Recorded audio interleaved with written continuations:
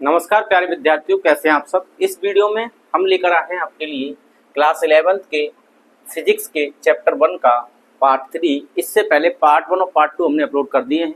अगर आपने नहीं देखे हैं तो आप उन्हें देख सकते हैं। उनका लिंक इस वीडियो के डिस्क्रिप्शन में आपको मिल जाएगा।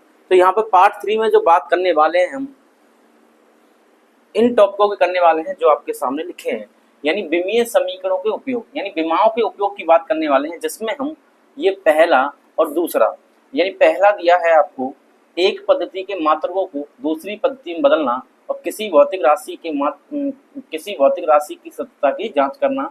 ये हमें यहाँ पे करने हैं और साथ में करेंगे इनके आंकिक प्रश्न।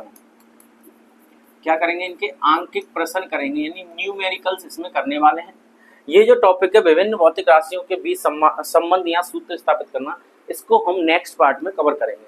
तो इस टॉपिक को शुरुआत करने से पहले आपसे एक रिक्वेस्ट है कि अगर आपको हमारी वीडियो पसंद आ रही हो तो आप एक अपना कमेंट कर दें। आपके कमेंट से हमें मोटिवेशन मिलता है और हम चाहेंगे कि आपके लिए ज़्यादा से ज़्यादा और जल्दी से जल्दी वीडियो आपको इसी आधार पर अपलोड करके देते रहें। तो आप अपना कमेंट करना मत भूलिए। तो बात करते हैं एक पद्धति के मात्रकों को दूसरी पद्धति में बदलना। जैसे एक एग्जाम्पल की बात करूं कि ये आपको इतनी जानकारी होती है कि 1 मीटर में 100 सेंटीमीटर होते हैं। इसका मतलब ये हुआ कि इस 1 मीटर को हमने बदल दिया सेंटीमीटर में, तो 1 मीटर 100 सेंटीमीटर के बराबर होता है। अब यहाँ पे क्या होता है, आपको बताया था कि 3 पद्धतियां होती हैं मात्रकों की। एक का नाम होता है MKS, एक का नाम होता है CGS और एक का नाम होता है FPS। अब ये किसकी होती है? लंबाई की, ये द्रव्यमान की और ये समय की होती है। तो ये क्या होता है यहाँ पे? लंबाई का क्या होता है? मीटर, किलोग्राम, सेकंड, सेंटीमीटर, ग्राम, सेकंड, फुट, पाउंड, सेकंड। और यहाँ पे फुट पाउंड वाली बहुत कम यूज होती है, तो यहाँ से हटा दीजिए। अब जितने भी प्रश्न आएंगे आपके लिए बस इतने आएंगे कि इसको MKS को या तो CGS में बदलिए या CGS को MKS में बदलिए। इस प्रकार के प्रश्न आपको पूछने के लिए आते हैं। तो यहाँ पर हम बहुत ही आराम से और आसान तरीके से समझने वाले हैं। तो बात करते हैं 1 मीटर में 100 सेंटीमीटर होते हैं। इस अंक को कहते हैं हम, जो भी अंक आता है आंकिक मान, और इसको हम आंकिक मान कहेंगे, n से दिखाते हैं। और यहाँ पर भी एक आंकिक मान है तो इसको भी n से दिखाएंगे, क्योंकि ये पहला है इसको हम पहला लिखेंगे और ये दूसरा इसको हम दूसरा लिखेंगे। अब ये जो पीछे लगा है मीटर, ये होता है मात्रक। तो यहाँ पर मात्रक है, मात्रक को यूनिट कहते हैं, यू लिखेंगे। और ये भी मात्रक है, इसे यू लिखेंगे। ये पहला इसे पहला कर देंगे, दूसरा दूसरा कर देंगे। और आप यहाँ पे देख सकते हो दोनों आपस में कैसे हैं, बराबर होते हैं ऐसी स्थितियों में। यानी जब भी हम एक मात्रक को दूसरे मात्रक में बदलते हैं तो उसका पहले का मान और दूसरे का मान दोनों आपस में बराबर होते हैं। इस फॉर्मूले से आप देख सकते हैं। तो हम यहाँ पे लिखेंगे कि N1 का जो मान है, N1U1 का जो मान है वो N2U2 के बराबर हो जाएगा। बिल्कुल हो जाएगा जी। अगर मैं आपसे कहूँ, यहाँ पे प्रश्न में थोड़ा सा चेंज करूँ और चेंज करके आपसे कहूँ कि आप ये बताइए कि यहाँ पर कितना सेंटीमीटर आएगा, 1 मीटर में कितने सेंटीमीटर होते हैं, तो आप सीधा सा बता दोगे कि 100 सेंटीमीटर होते हैं। पर मैं आपसे कहूँ कि विमा की सहायता से बताइए कि 1 मीटर में कितने सेंटीमीटर निकलेंगे, तो फिर भी 100 निकलेंगे तो 100 ही। पर निकालना कैसे है, उसके लिए हमें फॉर्मूले की जरूरत पड़ेगी और ये फॉर्मूला यहाँ से ड्राइव करेंगे। तो इसका मतलब ये होगा कि आपको N1 दिया है, U1 दिया है, U2 भी पता है कि सेंटीमीटर में बदलना है, पर N2 नहीं पता है। तो जब N2 नहीं पता है तो हम क्या करेंगे, N2 का मान निकालेंगे। तो यहाँ से मैं N2 निकालूं तो U2 को उठा के इधर भेज देंगे। तो यहाँ पे क्या है, पहले N1 है, U1 है और ये बट्टे में आ जाएगा U2, और क्या बचा N2 को मैं यहाँ लिख देता हूँ। इतनी बात क्लियर है। अब मैं इसको ऐसे भी लिख सकता हूँ कि N1 ऐसे ही रहेगा U1 बटे U2। इस तरीके से यहाँ से N2 का मान आ जाएगा। अब U1 का मतलब होता है पहली पद्धति का मात्रक, U1 का मतलब होता है पहली पद्धति का मात्रक जो कि यहाँ पे मीटर दिया है, और ये होता है दूसरी पद्धति का मात्रक जो कि आपको सेंटीमीटर दिया है। तो ये तो सिर्फ लंबाई की बातें हो रही हैं। अगर सवाल में द्रव्यमान दिया हो कि 1 दिया हो केजी बदलना है ग्राम में, अगर समय दिया हो पहले सेकंड दिया है और बाद में सेकंड में बदलना है, किसी और में बदलना है, तो हम कैसे करेंगे? ऐसी स्थिति में हमें यहाँ से फॉर्मूले को थोड़ा सा और बढ़ाएंगे। तो यहाँ से निकलेगा N2 बराबर N1, और यहाँ जो मात्रक है तो पहला मात्रक पहली पद्धति, अगर द्रव्यमान है M1, लंबाई है L1, समय है T1, ये पहली की बात हो रही है। तो यहाँ पे लिख देंगे आप दूसरा, क्योंकि बट्टे में 2 आ रहा है तो यहाँ पे कर देंगे दूसरा। क्या लंबाई भाई दूसरी आ जाएगी और यहाँ पे समय भी दूसरा आएगा, और यहाँ पे लगाएंगे विमा। क्या लगाएंगे, विमा। विमा क्या होती है, विमा होती है घातें। क्या होती हैं, घातें। तो यहाँ पे हम लगा देंगे घातें। तो यहाँ पे लगा देंगे ए, यहाँ लगा देंगे बी और यहाँ लगा देंगे सी। अब यहाँ पे ये कुछ इस तरीके से फॉर्मूला निकल के आएगा।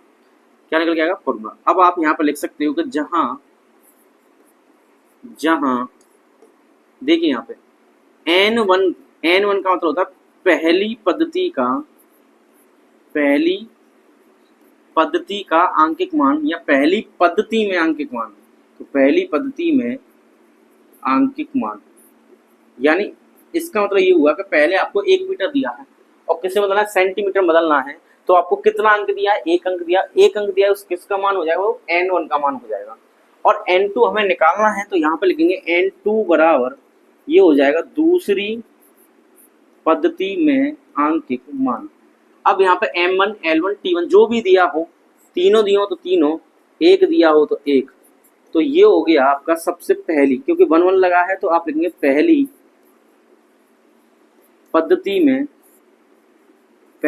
पद्धति में M का मतलब होता है द्रव्यमान। M का मतलब क्या होता है, द्रव्यमान। L का मतलब होता है लंबाई और T का मतलब होता है समय। तो ये पहली पद्धति में क्या हो जाएंगे, द्रव्यमान, लंबाई और समय हो जाएंगे। अब यहाँ पे M2, L2 और T2 की बात कर लें तो पहली की जगह आप क्या लिख देंगे, क्योंकि 2 लगा है सभी के साथ में, तो दूसरी पद्धति में द्रव्यमान, लंबाई और ये समय हो जाएंगे। ठीक है ना, इसी फॉर्मूले से सब कुछ करना है। अब यहाँ पे बचता है A और B, A, B और ये C बचा। ये क्या है, ये विमाएं हैं। क्या है, विमाएं। अब ये किसकी विमाएं हैं, जिस सवाल में आपको दिया कि इस राशि के मात्रक को इस वाले मात्रक में बदलिए, तो जिस राशि का नाम आएगा, जैसे बल का नाम आ गया, तो बल की विमाएं क्या होती है, यहाँ से निकाल लीजिए। मान लीजिए बल का नाम आ गया तो MLT की घात -2 होती है।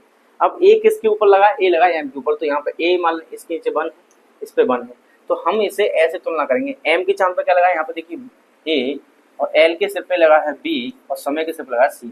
तो M की तुलना M से करेंगे तो A की जगह पर A आ जाएगा इसमें, B की जगह पर B 1 आएगा और C की जगह पर -2 आएगा। इस तरीके से आपको तुलना करनी है। ये विमान है, जिस भौतिक राशि की बात होगी उसी को हमें बदलना है। इस तरीके से इस फॉर्मूले को हम कर सकते हैं और इसी से सारे का सारा क्वेश्चन सॉल्व हो जाएगा। तो चलिए पहले प्रश्न की ओर बढ़ते हैं। और प्रश्न दिया है गुरुत्वीय त्वरण G का मान MKS पद्धति में 9.8 मीटर पर सेकंड स्क्वायर है। विमीय विधि से इसका मान CGS पद्धति में ज्ञात कीजिए। तो इसका मतलब ये हुआ, ध्यान से लीजिए, G का मान जो दिया है 9.8 मीटर पर सेकंड दिया है। अब ये आपसे पूछ रहा है कि G का मान कितना हो जाएगा इसमें। तो देखो MKS में क्या होता है, मीटर होता है, किलोग्राम होता है, सेकंड होता है। तो यहाँ पे दिया मीटर दिया और सेकंड दिया, तो किलोग्राम का हमें कोई मतलब नहीं है, तो यहाँ पे ग्राम का भी कोई मतलब नहीं रहेगा। तो मीटर को बदलना है सेंटीमीटर में, तो मीटर की जगह आ जाएगा सेंटीमीटर, और सेकंड को बदलना है सेकंड में, तो इसके सेकंड ही रहेगा। अब आपको बताना है यहाँ पे कितना संख्या आएगा। अब मैथ के हिसाब से करेंगे तो बहुत आसान हो जाएगा, पर यहाँ पे लिखा है विमीय विधि से, तो विमीय विधि से थोड़ा सा आपको फॉर्मूला और विमाएं लगानी पड़ेंगी और सॉल्व हो जाएगा। चलिए देखिए करते हैं किस तरीके से इसे सॉल्व करते हैं। सबसे पहले आप लिखेंगे दिया है, क्या लिखेंगे, दिया है, क्या दिया है 9.8 मीटर पर सेकंड स्क्वायर दिया है, तो जो संख्या दी होती है वो N1 हो जाएगा। पहला मान दिया आपको इतना।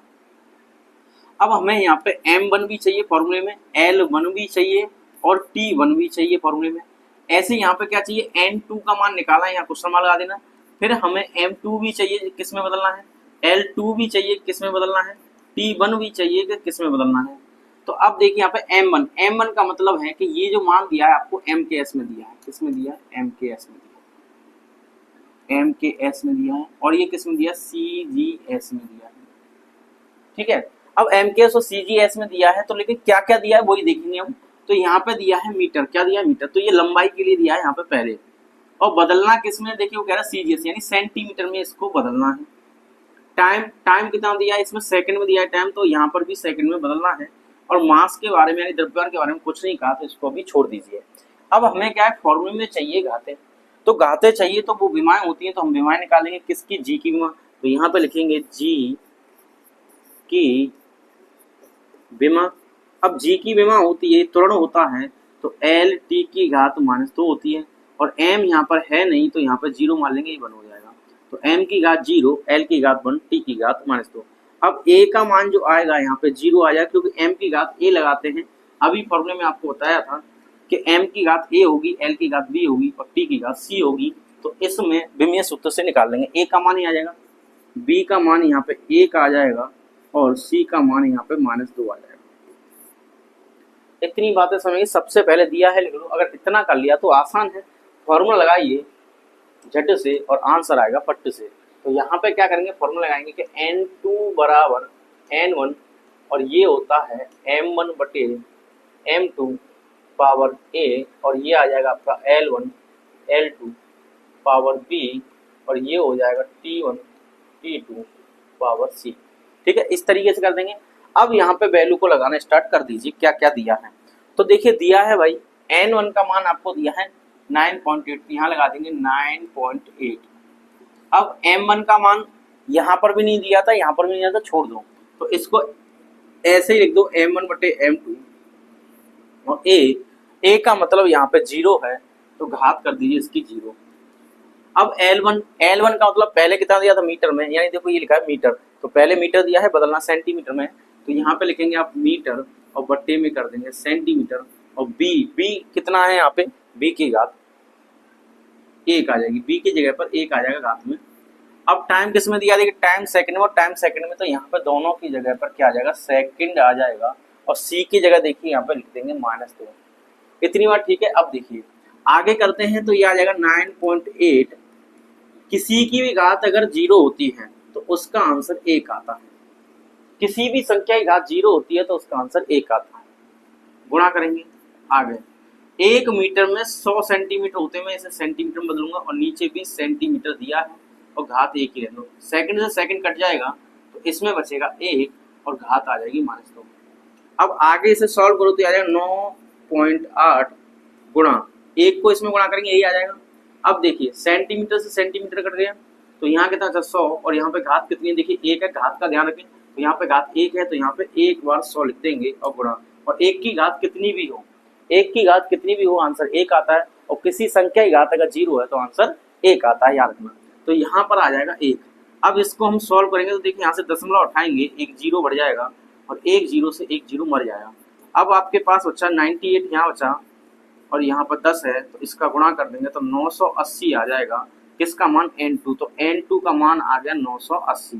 लेकिन ये आया किसमें, जिसमें बदलना था। तो किसमें बदलना था भाई, हमें मीटर पर सेकंड स्क्वायर को बदलना था, हमें सेंटीमीटर पर सेकंड स्क्वायर में। तो ये आंसर आ गया सेंटीमीटर पर सेकंड स्क्वायर, सेंटीमीटर पर सेकंड स्क्वायर में। दिमाग की हेल्प से हम इसे ऐसे कर सकते हैं और यहाँ पर ये इस प्रश्न का आंसर हो जाएगा। ठीक है ना, बहुत ही आराम से मैंने आपको सिखाया है। उम्मीद कर रहा हूँ आपको समझ में आ चुका होगा। इस तरीके से आप कर सकते हैं। अगले प्रश्न की ओर बढ़ते हैं। प्रश्न में दिया है 1 जूल को अर्ग में बदलिए। तो यहाँ पर देखिए प्रश्न में दिया है कि 1 जूल को अर्ग में बदलिए। किस में बदलिए, अर्ग में। तो 1 जूल को अर्ग में बदलना है, लेकिन इसमें कुछ MKCGS तो दिया नहीं है, अभी आपके सामने दिख नहीं रहा। लेकिन अगर एक बार आप ऐसे क्वेश्चन कर लोगे तो समझ में आ जाएगा। तो देखिए इसमें कह रहा है कि 1 जूल को अर्ग में बदलिए। तो 1 जूल को अर्ग में बदलना है। सबसे पहले देखिए जूल किसका मात्रक होता है भाई, ये होता है कार्य का मात्रक। तो हम यहाँ पे लिखेंगे कार्य का मात्रक। कार्य का भी होता है और ये ऊर्जा का भी होता है। तो कार्य ऊर्जा किसी एक का मात्रक लिख सकते हैं। तो इसके जो मात्रक हैं MKS में भी हो सकता है, MKS मतलब SI मात्रक, और CGS में भी होगा इसका मात्रक कुछ। तो आपको क्या पहचान है इसमें, अर्ग को जानते हैं, जूल को जानते हैं। आप कहेंगे हम तो जूल को जानते हैं, और जूल क्या है, कार्य ऊर्जा का SI मात्रक है। तो इसका मतलब ये जूल यहाँ पे आएगा कि ये जूल मात्रक है। कौन सा मात्रक है, SI मात्रक है। अब बदलना किसमें भाई, अर्ग में बदलना है, अर्ग में बदलना है।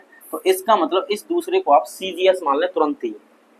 अगर आप शुरुआत में कर रहे हैं तो ऐसे सवालों को समझ जाइएगा कि अगर एक MKS में SI मात्रक दिया है और जिसमें बदल रहा है वो CGS मात्रक हो जाएगा। तो हमें MKS से CGS में जाना है। अब फिर से वही कहानी करेंगे कि दिया है लिखेंगे। तो यहाँ पर हम लिखेंगे दिया है, क्या दिया है ये बात करते हैं। देखो N1 का मान कितना अंक दिया है, जूल के आगे 1, तो यहाँ पे 1 हो जाएगा। N2 का मान आपको निकालना है। अब यहाँ पे लिखेंगे M1 क्या है, L1 क्या है, T1 क्या है। यहाँ लिखेंगे M2 क्या है, L2 क्या है, और यहाँ पे लिखेंगे T2 क्या है। सही है। अब ये जो बदलना है जूल को हमें अर्ग में, तो ये कौन सी है, एमकेएस पद्धति है। अब ये जूल का मतलब ही एमकेएस है, जूल का मतलब क्या है, एमकेएस है। तो एमकेएस में एम का मतलब होता है यहाँ पे मीटर, तो लंबाई इसमें मीटर में आएगी। के का मतलब होता है यहाँ पे केजी, और एस का मतलब होता है सेकंड। किसमें मतलब है, सीजीएस में। सी का मतलब होता है यहाँ पे सेंटीमीटर, तो लंबाई सेंटीमीटर में। जी का मतलब होता है यहाँ पे ग्राम, और समय का मतलब, टाइम का मतलब होता है यहाँ पे सेकंड। ये सारी चीजें आपको दी है। अब क्या करेंगे, आप फॉर्मूला लगाएंगे और इसे सॉल्व कर लेंगे। तो देखिए कैसे सॉल्व करना है, सीधा सीधा फॉर्मूला लगाइए कि N2 बराबर N1 M1 बटे M2 की पावर A, और यहाँ पर लिख देंगे आप L1 बटे L2 की पावर B, और T1 बटे T2 की पावर C। अब हमें ABC भी चाहिए, तो ABC चाहिए हमें, तो इसका मतलब ये हो गया, ध्यान से सुनिएगा कि इसका मतलब क्या हो गया, ABC चाहिए, तो ABC का मतलब हमें विमा चाहिए, किसकी, कार्य की। तो कार्य की विमा क्या होती है, तो मैं यहाँ पे लिख दूंगा कार्य की विमा, इधर साइड में लिख दूंगा वो कार्य की विमा। तो यहाँ पे लिख दूंगा मैं कार्य की विमा, और कार्य की विमा होती है M L की घात 2 T की घात -2। अगर आपको विमा याद नहीं है तो आप इससे पहले जो कि वीडियो बनाई थी उससे आप देख लें, उसमें विमा निकालना आपको सिखाया था, उसका भी लिंक आपको डिस्क्रिप्शन में मिल जाएगा। तो यहाँ पे देखिए इसको हम 1 कहेंगे, तो A की जगह पे आ जाएगा 1, B की जगह आ जाएगा 2, और यहाँ C की जगह आ जाएगा -2। इनको उठाइए और यहाँ पे शिफ्ट कीजिए और आंसर निकालिए। तो शिफ्ट करते हैं, तो N2 बराबर N1 की जगह पे कितना आएगा, देखिए 1 आएगा, तो 1 लिख देंगे। M1 का मतलब है यहाँ पे केजी और यहाँ पे ग्राम, तो यहाँ पे लिख देंगे आप केजी, और यहाँ लिख देंगे आप ग्राम, और पावर A की जगह लिख देंगे आप 1। L1 का मतलब क्या है, देखिए L1 का मतलब मीटर, और L2 का मतलब सेंटीमीटर। तो यहाँ पे लिखेंगे मीटर और नीचे लिख देंगे सेंटीमीटर, और घात कितनी लगाएंगे, B की जगह आ जाएगा यहाँ पे 2, और टाइम सेकंड में है, और यहाँ पे लिख देंगे घात -2। ठीक है, तो ये टाइम सेकंड में लिख दिया। अब आप देख सकते हैं एक ऐसे ही रहने देंगे, यहाँ पे 1 केजी में 1000 ग्राम होते हैं, बट्टे ग्राम कर देंगे, घात कितनी है 1। 1 मीटर में कितने होते हैं, 100 सेंटीमीटर होते हैं, सेंटीमीटर लिखिए, और सेंटीमीटर यहाँ लिखिए, पावर कर दीजिए 2। अब यहाँ पे क्या करेंगे, सेकंड से सेकंड मर गया, तो यहाँ पे बचा 1 और -2 आ जाएगा पावर में। आगे सॉल्व करते हैं, तो सॉल्व करने के बाद क्या मिलेगा, देखिए ये तो 1 है, ग्राम से ग्राम कटेगा, यहाँ पे बचा 1000, पावर 1 है तो एक बार लिखेंगे। फिर दूसरे ब्रैकेट में बात करेंगे, सेंटीमीटर सेंटीमीटर रहा, और यहाँ पे कितनी पावर 2 है, तो इस 1000 को आप 2 बार लिखेंगे, पावर को ध्यान में रखते हुए। 1 की घात कितनी भी हो, इसका आंसर 1 ही आता है। अब इसको सॉल्व करेंगे, तो देखिए कितने जीरो है यहाँ पे, 1000। भाई 1 का गुणा किसी में कर दो उतना ही रहता है, इस 1 का गुणा करेंगे उतना ही रहेगा, तो ये बचा 1000, और यहाँ पर भी बचा 1000, और यहाँ पर भी बचा 1000। ठीक है ना। तो एक सॉरी यहाँ पर थोड़ा सा मिस्टेक हो रहा है।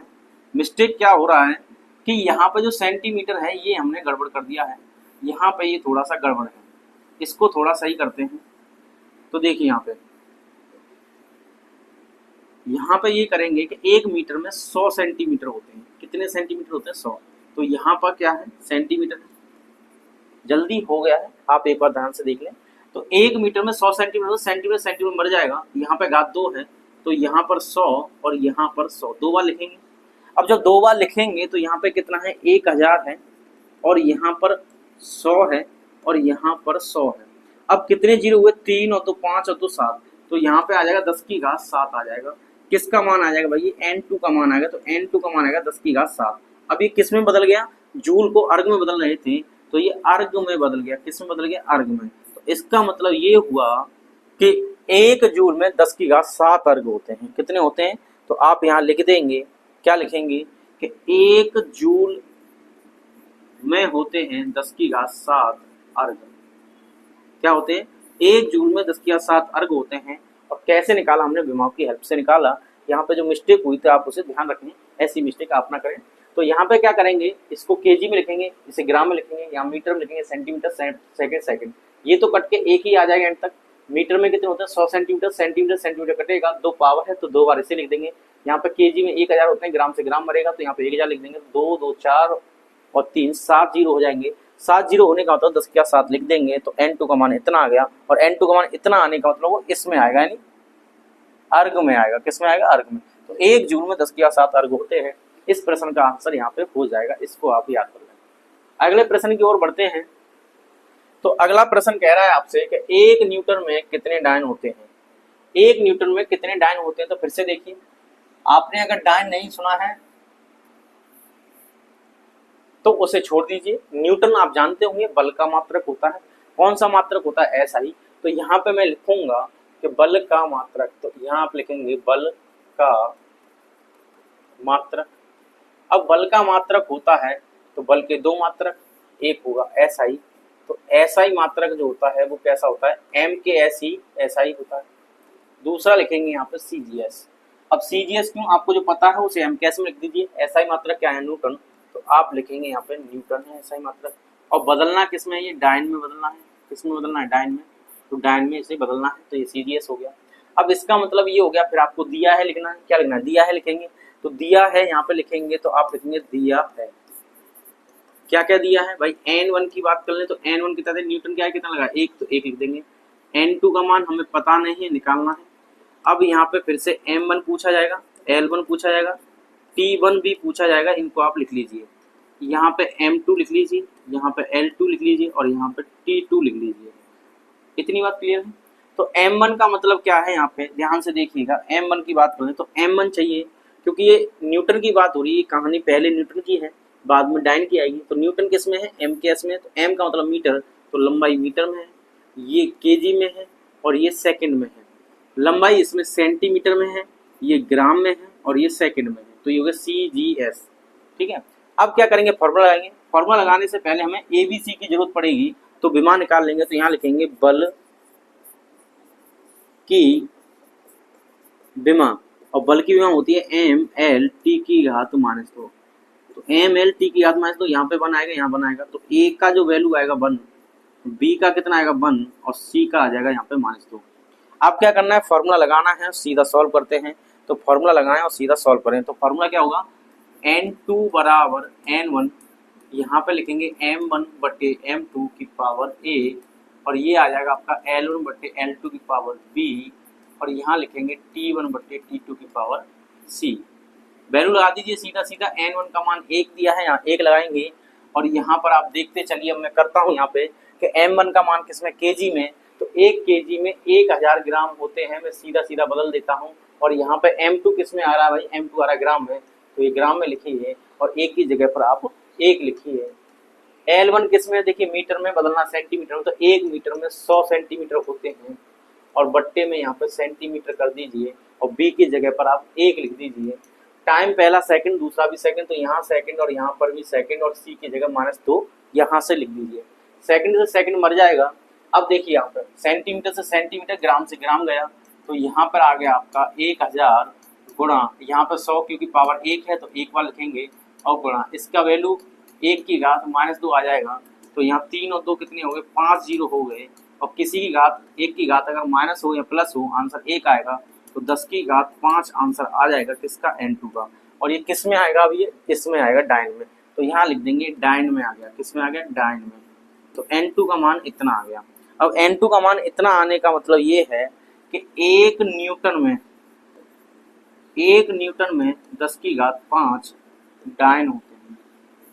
1 न्यूटन में 10 की घात 5 डायन होते हैं। ये कौन सा मात्रक है? SI। और ये कौन सा मात्रक है? CGS मात्रक है। और SI का मतलब होता है MKS। ठीक है, इस तरीके से हम इसे सॉल्व कर लेंगे। उम्मीद कर रहा हूँ आपको ये भी अच्छे समझ में आया होगा। चलिए नेक्स्ट बात करते हैं, नेक्स्ट टॉपिक की, कि किसी भौतिक राशि की सत्यता की जांच करना।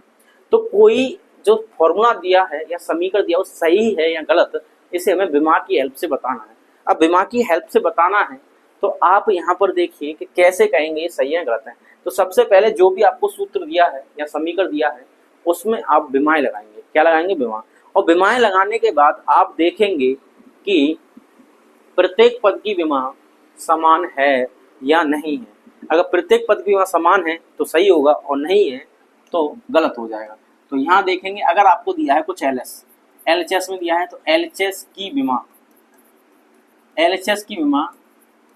RHS की विमा के बराबर होना चाहिए। तो हम कहेंगे समीकरण सत्य है, अन्यथा नहीं होगा। और अगर किसी में पद दिए हैं तो आप यहाँ लिखें प्रत्येक पद की विमा, प्रत्येक पद की विमा, यदि प्रत्येक पद की विमा समान है तो, समान है तो समीकरण सत्य होगा, अन्यथा असत्य होगा। ठीक है, इस तरीके से आप याद रखें। अगर एलएचएस आरएचएस दिया तो एलएचएस की विमा आरएचएस की विमा बराबर होनी चाहिए। अगर उसमें बहुत सारे पद दिए हैं तो यदि प्रत्येक पद की विमा समान है तो समीकरण सत्य होगा, अन्यथा असत्य होगा। जैसे कि मैं आपको बताऊं गति के समीकरण होते हैं, क्या होते हैं गति के समीकरण। इसमें हम प्रश्न लिखते हैं पहला कि गति के जो समीकरण हैं, गति के समीकरणों की सत्यता की जांच कीजिए, सत्यता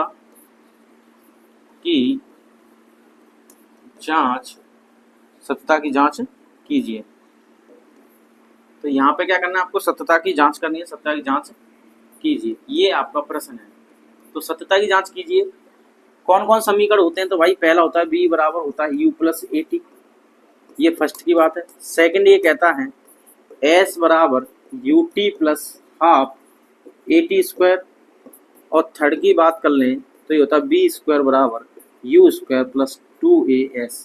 अब यहाँ पे ये भी लिख लेंगे जहाँ देखिए u का मतलब होता है प्रारंभिक वेग, u का मतलब क्या होता है प्रारंभिक वेग, v का मतलब क्या होता है अंतिम वेग होता है, तो यहाँ लिख देंगे अंतिम वेग। अब यहाँ पे a भी आ रहा है तो a का मतलब होता है यहाँ पे त्वरण, t का मतलब होता है समय, और एक और चीज आ रही है इसमें s को कहते हैं विस्थापन। क्या कहते हैं, s को कहते हैं विस्थापन। ठीक है, ये समीकरण दिए हैं और हमें पता है ये समीकरण तीनों सही हैं। अगर सही है तो दिमाग की सहायता से बता दीजिए सही है या गलत है। तो इसमें कैसे सॉल्व करना है तो मैं आपको पहला करके बता देता हूँ। तो आप क्या लिखेंगे, यहाँ पे लिखेंगे v बराबर u प्लस ए टी की जांच करनी है। तो यहाँ लिखेंगे प्रत्येक पद की विमा लगाने पर, प्रत्येक पद की विमा लगाने पर, या ऐसे लिखते हैं लिखने पर। तो प्रत्येक पद की विमा लिखेंगे तो यहाँ वेग है और वेग की विमा होती है एल टी घात -1।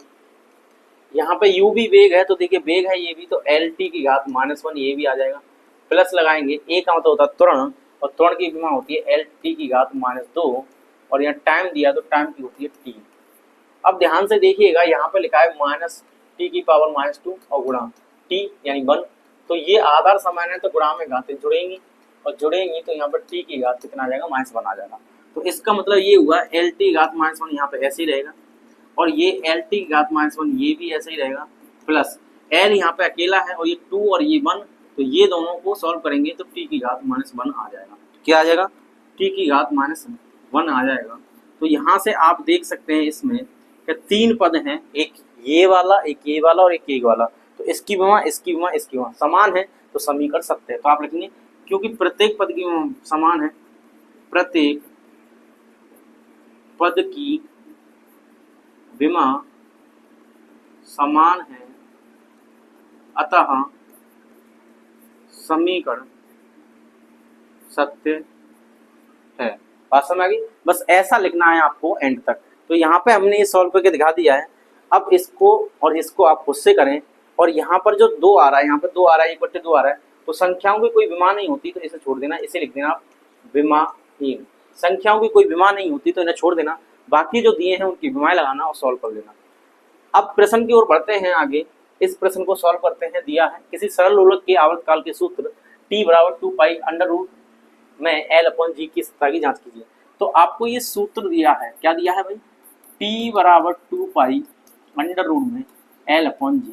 फिर क्या करेंगे, देखो LHS दिया, RHS दिया, इसमें समीकरण नहीं है तो ये जो सूत्र दिया है LHS RHS दिया, तो क्या करेंगे विमाएं लगाने पर। सबसे पहले क्या लिखेंगे, विमाएं लगाने पर, विमाएं लगाने पर। तो t मतलब होता है आवर्तकाल, आवर्तकाल होता है समय, तो समय की विमा होती है यहाँ पे t, और ये 2 पाई क्या है, 2 पाई को आप लिख देंगे नियतांक। कोई भी संख्या आएगी आप उसे नियतांक लिख देंगे, यानी ये विमाहीन है। क्या है भाई, ये विमाहीन है, इसकी कोई विमा नहीं होती। अब बात करेंगे अंडर रूट में एल अपॉन जी की, तो एल क्या है, लंबाई होती है, लंबाई की ये होती है, और जी बताया था अभी त्वरण होता है, तो एल टी की घात -2 यहाँ पे आ जाएगी। अब एल से एल मर जाएगा तो यहाँ पर अंडर रूट में बचेगा, ऊपर बचा 1, और यहाँ एल मर गया तो यहाँ पर टी की घात -2 बचेगा। अब टी की घात -2 बचेगा, अगर मैं इसको यहाँ से ऊपर लेके आऊं तो ये टी की घात 2 प्लस का हो जाएगा, सीधी सी बात है। और इधर क्या चल रहा है भाई, इधर चल रहा है टी। अब आपको पता है कि स्क्वायर से रूट हट जाएगा तो यहाँ पे क्या बचेगा, टी।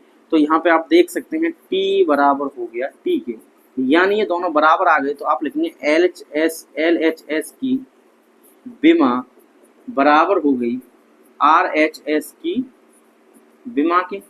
तो एल एच एस की विमा और आर एच एस की विमा बराबर है, क्या है, टी है, तो समीकरण सत्य होगा। तो आप लिख देंगे अतः, क्या लिखेंगे इसके बाद में यहाँ लिख देता हूँ, अतः समीकरण सत्य है।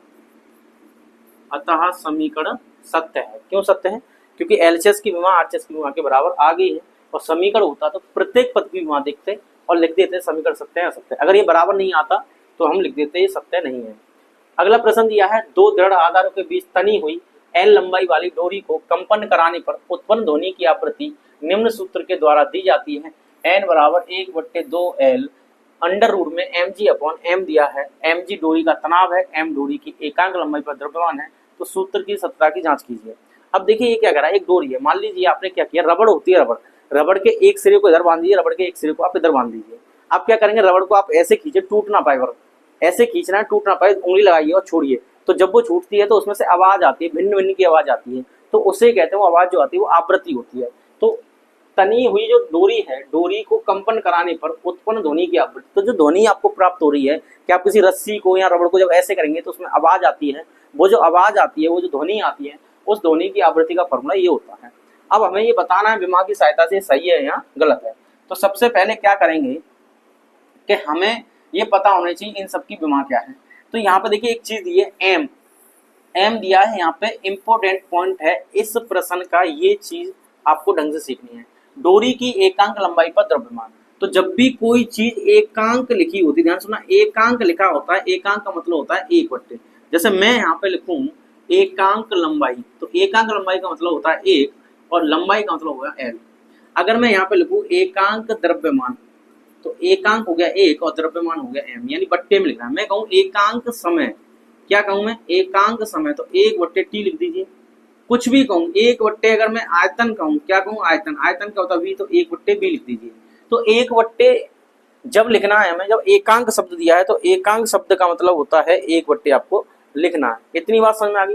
तो यहाँ पे जो प्रश्न में दिया है आप इसे देखेंगे तो ये कह रहा है आपसे, क्या कह रहा है, ये कह रहा है कि डोरी की एकांक लंबाई पर द्रव्यमान, तो एकांक लंबाई मतलब, एकांक लंबाई का मतलब 1/L, और साथ में दिया पर द्रव्यमान, तो इस पे दिया है द्रव्यमान, तो द्रव्यमान होता है m, तो ये हो गया m/L।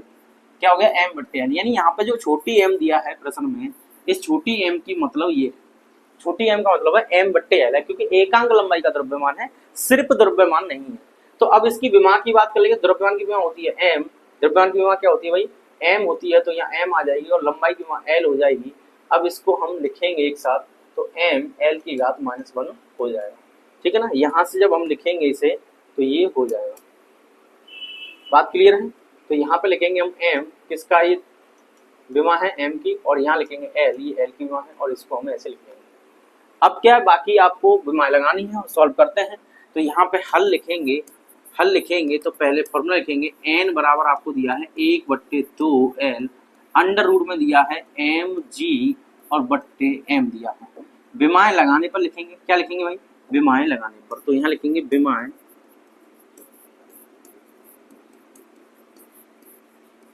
लगाने पर। अब आवृत्ति है, n क्या यहाँ पे, ये आवृत्ति है, n क्या यहाँ पे आवृत्ति है, और आवृत्ति की विमा आपको याद नहीं है तो याद कर लीजिए, t की घात -1 होता है। 1/2 की कोई विमा नहीं रहेगी, तो L बचा, L की विमा L आ जाएगी यहाँ पे, ठीक है, L की विमा क्या आ जाएगी, L आ जाएगी। और अंडर रूट में ये दिया है mg, तो देखिए m दिया है, तो m की विमा m, भाई मास होता है, मास की विमा क्या होती है, m होती है, और g की विमा आपको पता है L, t की घात -2 होती है। क्लियर है बातें। अब क्या करना है, यहाँ m की जो विमा दी है वो दी है, तो यहाँ लिख देंगे m L की घात -1, ठीक है। इस m से ये वाला m मर जाएगा। अब जब ये मर गया तो यहाँ पे क्या बचा, देखिए जो बचा है उसे लिखेंगे पहले साफ साफ। अब क्या बचा, एल टी की घात -2, तो यहाँ पर बचा एल टी की घात -2 और बट्टे में बचा है एल। अब इसकी घात 1 है और इसकी घात भी 1 है। अब आपको पता है जब ये ऊपर जाएगा, एल की घात 1 ऊपर जाएगी तो माइनस का हो जाएगी, तो हम यहाँ पर लिख देंगे, क्या लिख देंगे भाई, यहाँ पर देखिए माइनस दिया है, क्या दिया, ये माइनस दिया है, तो यहाँ पे हम सही लिख लेते हैं पहले, ये यहाँ पे -1 दिया है और यहाँ पे 1 है। अब ये जब ऊपर जाएगा तो कैसा हो जाएगा, प्लस हो जाएगा, कैसा हो जाएगा भाई, प्लस हो जाएगा। तो यहाँ पर जो एल दिया है ये पावर -1 दी है, यहाँ पर दिया ना -1। अब जब इसको ऊपर ले जाएंगे तो कैसे हो जाएगी, प्लस की हो जाएगी। तो चलिए आगे बात करते हैं। तो 1/L तो यहाँ पे ऐसा ही रहेगा ये वाला, और अंडर रूट में ध्यान रखिएगा ये एल टी की घात -2 पहले ही है, और ये जब ऊपर आएगा तो एल हो जाएगा प्लस का, कैसा हो जाएगा, एल हो जाएगा प्लस का, तो इसकी घात 1 और इसकी घात 1। अब क्योंकि इसकी घात 1 और इसकी घात 1 दोनों जुड़ जाएंगी, तो यहाँ पे जुड़ेंगी तो हम लिख देंगे 1/L, तो ये जो था इसे ऐसे रहने देंगे, और अंडर रूट में आ जाएगा एल की घात 2 और टी की घात -2। क्लियर है ये बातें। तो यहाँ पे ऐसा करने के बाद हम आगे बात करते हैं।